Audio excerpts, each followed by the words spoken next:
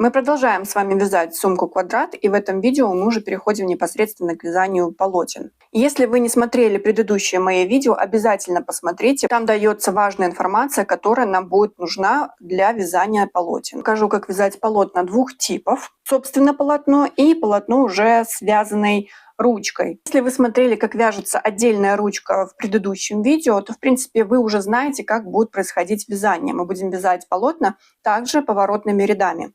Но несколько будет отличаться начало и завершение вязания полотна. Для этого мы берем с вами рабочую нить и оставляем небольшой кончик. Оборачиваем с вами нить вокруг нашего крючка. Свободный конец у меня сверху, я его закладываю сюда. Вот она у меня рабочая нить. И провязываю воздушную петлю. Воздушную петлю я это не затягиваю. Это будет наша первая воздушная петля, считаться нашей первой воздушной петлей. Далее нам необходима наша линейка. По линейке мы набираем с вами необходимое количество столбиков без накида. Да? Будем ориентироваться как раз-таки на сантиметры, которые мы с вами вычислили из предыдущих видео. Для меня это я уже определила 6 воздушных петель. Напомню, что я вяжу миниатюру, поэтому у меня будет маленькая сумочка. Если мы при вязании ручки здесь затягивали петлю и ее первую не считали, то здесь мы с вами не затягиваем петлю и считаем. И сейчас я вам покажу обратный ряд. Значит, все как и в ручке. Мы от второй петли, вот перемычки перевернули, и во вторую перемычку от нашего крючка я провязываю столбик без накида. И так вяжу до конца ряда. И смотрите, мы дошли как раз-таки до той петли, которая у нас самая первая, и нужно понять, как ее провязывать. Все очень просто. Также переворачиваем, и вот эта вот перемычка на нас смотрит. Мы ее провязываем. Все.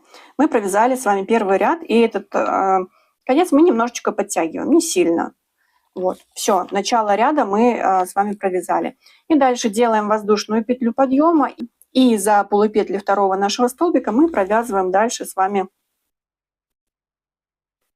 наш ряд. Итак, продолжаем вязать. Если еще более подробное нужно вязание с медленной скоростью, вы можете посмотреть мое предыдущее видео, где я, собственно, вяжу ручку. И таким образом мы с вами вяжем необходимую высоту полотна.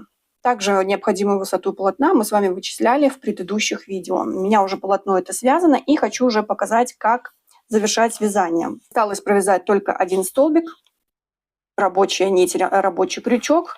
Значит, снова подхватываю полупетли, ввожу столбик без накида, подхватываю. Все. И теперь у меня уже конец отрезан. Мы отрезаем тоже небольшой конец для этого и вытягиваем вот таким образом. Далее, если есть у вас крючок меньшего диаметра, то берете меньшего диаметра. Если крючка нету, то справимся и этим. Мы берем наш крючок и на концы наши будем прятать в наше вязание. Вот таким образом мы спрятали, подтянули. Да, аккуратненько, сильно не затягивайте, должно полотно быть ровненьким.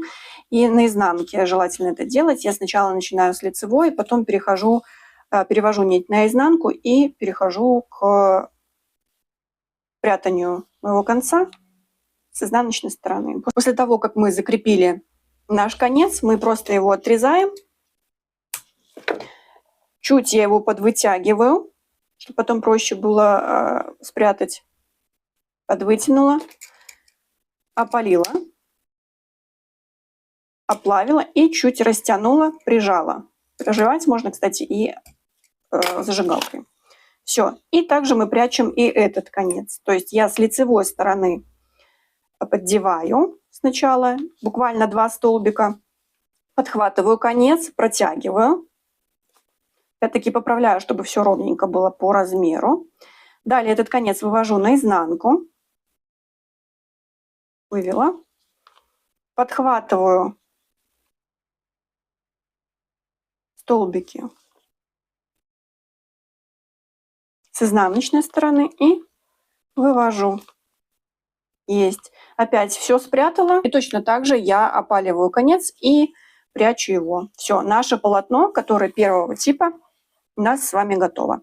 Как же связать нам полотно, которое второго типа, да, где у нас непосредственно уже с ручкой идет? Смотрите, мы набираем количество петель, которое будет составлять, вот у нас связано основное полотно, и мы уже знаем, сколько здесь петель. У меня здесь 6 петель я набирала, всего получается 5 столбиков у меня здесь. Соответственно, мне нужно набрать 5 столбиков. И нужно дальше донабирать количество воздушных петель на ручку. Вот 5 петель у меня, допустим, на полотно, остальное я всю на длину ручку. Опять-таки я длину ручку измеряю по сантиметрам. Начало вязания точно такое же, как мы вязали с вами в видео, где ручка отдельная. Мы оставляем длинный конец для того, чтобы потом нашу ручку пришить. Затягиваем первую петлю и набираем необходимое количество для полотна петель и необходимое количество петель сантиметров для ручки. Далее провязываем толщину ручки, которая нам необходима, которую мы задали. Вот у меня это 2 ряда. Мы связали необходимую толщину ручки. И сейчас уже перехожу на вязание полотна, потому что толщины ручки мне уже достаточно. Воздушная петля подъема – это первый столбик. И вяжу такое же количество столбиков, как связала до этого полотна.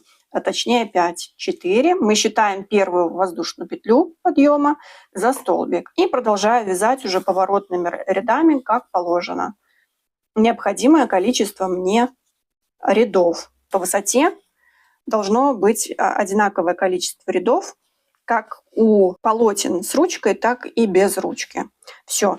Если вы решили, что у вас будет вот такая ручка сразу привязанная, да, то тогда вам нужно выполнить 2 таких полотна и 2 таких полотна. Если же вы решили ручку потом просто пришивать, у вас получится 4 таких полотна и 2 отдельных ручки, вот как у меня, с 2 сторон у меня длинные концы для пришивания. В данном случае вы, когда довязали вместе с ручкой полотно, вы закрываете это полотно, как закрывали и это полотно, то есть маленьким кончиком. Если у вас возникнут вопросы, пишите мне в комментариях, с удовольствием вам отвечу. А в следующем видео мы уже с вами будем собирать сумку. Когда выйдет следующее видео, написано в описании. Всем спасибо за внимание, ровных вам петелек.